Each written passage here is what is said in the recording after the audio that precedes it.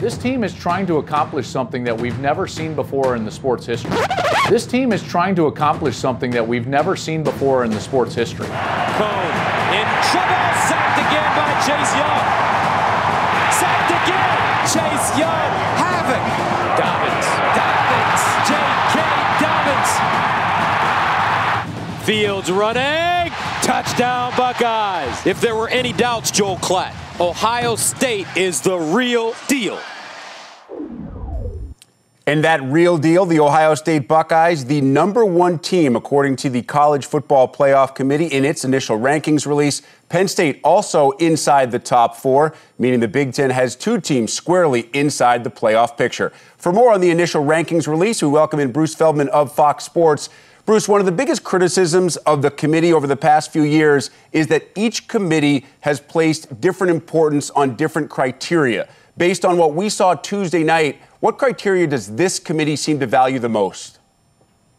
It's a great question, Rick. I don't feel like there's still any consistency. I mean, you look at how, if you look at Clemson and Alabama, the 2 teams that played for the national title game last year, I feel like they gave way more benefit of the doubt to Alabama than they did to Clemson. Now, look, neither team has really played anybody very good so far. The ACC is horrible. The SEC on the schedule and the non-conference that Alabama has faced, there's not a lot to choose from right there. I think Alabama has a higher ceiling because they're going to play, starting this weekend, much better teams, whereas Clemson won't. But you look at where Penn State as a barometer, they give Penn State the benefit of the doubt, and I think rightly so because Penn State has played much better teams.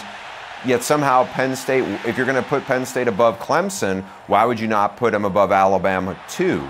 I think the only thing the committee could point to is, well, Clemson really struggled against a very mediocre North Carolina team, but you're given so much of a benefit of the doubt on the eyeball test to Alabama, like who have they played? So to me, it's hard to read too much into what the committee has done before because there's just a lack of consistency even this week as opposed to what we saw from them in years past. A lot of talk about Clemson being in #5. Truth is, if the Tigers run the table, if they're the ACC champs, we know they'll get in.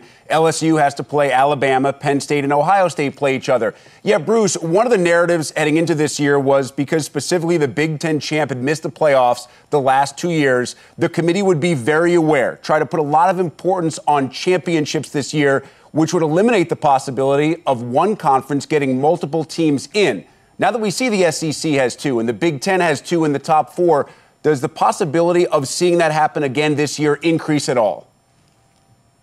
I think it does. I think some of this has to do with what we're seeing from the rest of college football. I do think that if you're a Big Ten fan, one thing that I think is encouraging is Notre Dame went to Athens, Georgia, and really went toe-to-toe with the Bulldogs. That Notre Dame team went up to Ann Arbor and got whipped and got blown off the field. So I think, and it's not to say one team is the ideal barometer, but I think what you look at how Ohio State has played, and we've done them in person this year, saw them a couple of times in the previous years, as talented as those Urban Meyer teams were in years past, and you see it reflected in what they've done in the NFL, they have not been dominant to the way that this Ryan Day team has played. It just feels like a different group in terms of how they're executing and the energy they're playing with.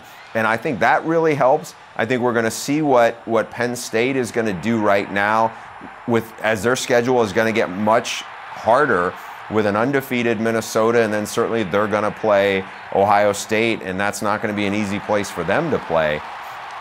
If there is a undefeated Big Ten champ and then a 11-1 next team probably coming out of the Eastern Division, I think they do have a chance, because when you look at what their bodies of work are going to be reflective compared to some of these other teams, even if, let's say, LSU wins and wins out and Alabama's sitting there at 11-1, I don't think Alabama, with their best win probably going to be at best a 9-3 Auburn team, I don't think the resume is going to be anywhere near as strong as, let's say, Ohio State or Penn State, depending on who's the 11-1 team coming out of the Big Ten East.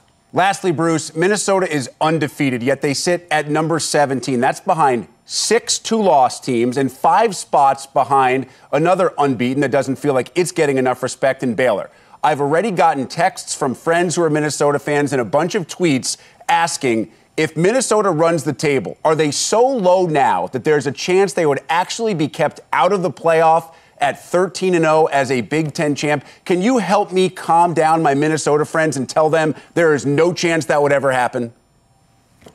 Yeah, Gopher fans, don't worry about that. You just win all your games, you'll be fine. You can't afford a loss because here's what I think is the committee is looking at. Minnesota hasn't played anybody really of substance yet. And the teams they have played, it's been a bunch of teams with backup quarterbacks, and they're undefeated. That's great.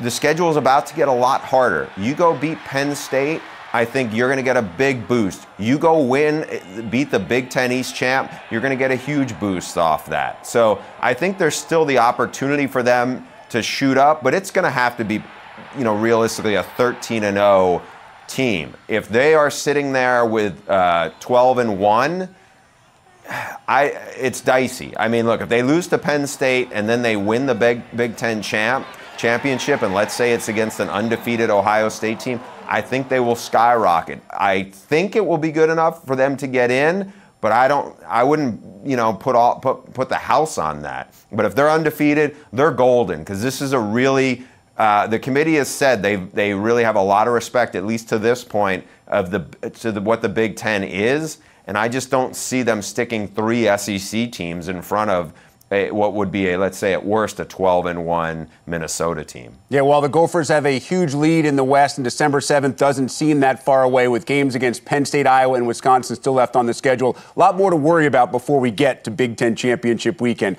Great to catch up, as always, with Bruce Feldman of Fox Sports. Bruce, appreciate the time. Always a pleasure. Thanks, Rick.